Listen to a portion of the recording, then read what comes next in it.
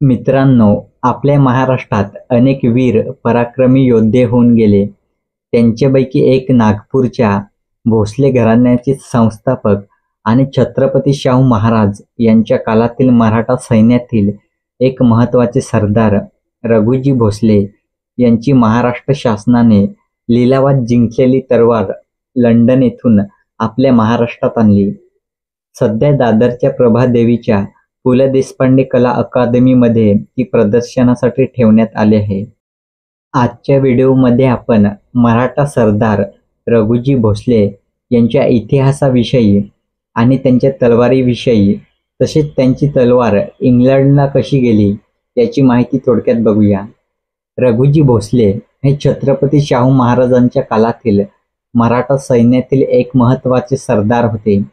रघुजी भोसले यांनी 1745च्या दशकात बंगालच्या नवाबाविरुद्ध युद्धमोहिमांचे नेतृत्व करीत मराठा साम्राज्याचा विस्तार बंगाल, ओडिसापर्यंत केला होता.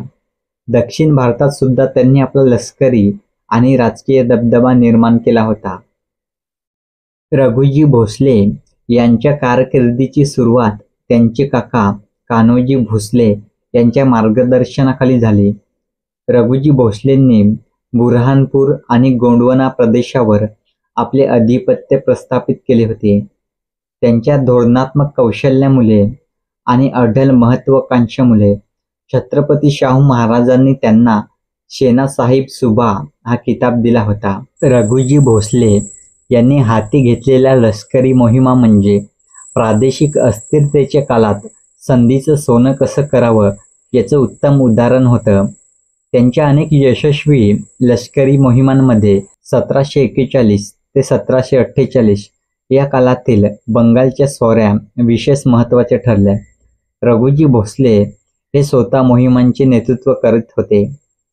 रघुजी भोसले यांची तलवार लिलावात निघाल्याची बातमी 28 एप्रिल 2025 रोजी समजल्यानंतर सांस्कृतिक कार्यमंत्री आशिष शेलार यांनी तातडीने मुख्यमंत्री देवेंद्र फडणवीस यांच्याशी चर्चा करून ही तलवार शासनाला मिळावी या दृष्टीने नियोजन करण्यात आले. दूतावासाशी संपर्क करून मुख्यमंत्री देवेंद्र फडणवीस आणि मंत्री आशिष शेलार यांनी याबाबतचे नियोजन व संपर्क यंत्रणा उभी केली. मुख्यमंत्र्यांनी केलेल्या सूचनेप्रमाणे मंत्री आशिष शेलार यांनी एक मध्यस्थ उभा करून या लिलावात शासनाने सहभाग घेतला व लिलाव जिंकला. मराठा सरदार रघुजी भोसले यांच्या तलवारीचे वैशिष्ट्य म्हणजे रघुजी भोसले यांची तलवार ही मराठा शैलीच्या फिरंग पद्धतीच्या तलवारीचा उत्कृष्ट नमुना आहे.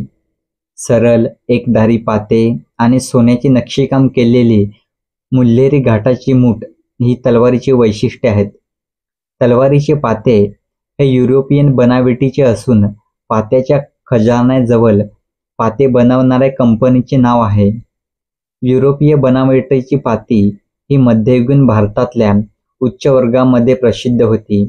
पात्याच्या पाठीशी तळाशी श्रीमंत रघुजी भोसले सेनासाहिब सुभा फिरंग हा देवनागरी लेख सोन्याच्या पाण्याने लिहिलेला आहे. पात्यावरील लेख ही तलवार रघुजी भोसले यांच्यासाठी बनवली गेली होती किंवा त्यांच्या वापरातील होती याकडे निर्देश करतो. तलवारीच्या मुल्हेरी मुठीवर सोन्याच्या पानाने कोप्तगिरी नक्षी कोरलेली आहे. तलवारीच्या उभट मुसमेला हिरव्या रंगाचे कापड गुंडाळलेले आहे. नागपूरचे भोसल्यांची 1817 मध्ये सीताबर्डी येथे ईस्ट इंडिया कंपनी विरुद्ध लढाई झाली आणि या लढाईमध्ये ईस्ट इंडिया कंपनीचा विजय झाल्यावर कंपनीने नागपूरच्या भोसल्यांच्या खजिन्याची लूट केली. यामध्ये अनेक मौल्यवान वस्तू, दागिने तसेच शस्त्रांचा समावेश होता. नागपूरचे संस्थान खालसा झाल्यावर ईस्ट इंडिया कंपनीला वेळोवेळी नजराणे आणि भेटेही मिळाल्या होत्या. रघुजी भोसलेंची तलवार युद्धानंतरच्या लुटीमध्ये किंवा ब्रिटिशांनी दिलेल्या भेटीमध्ये देशाबाहेर इंग्लंडला गेली असावी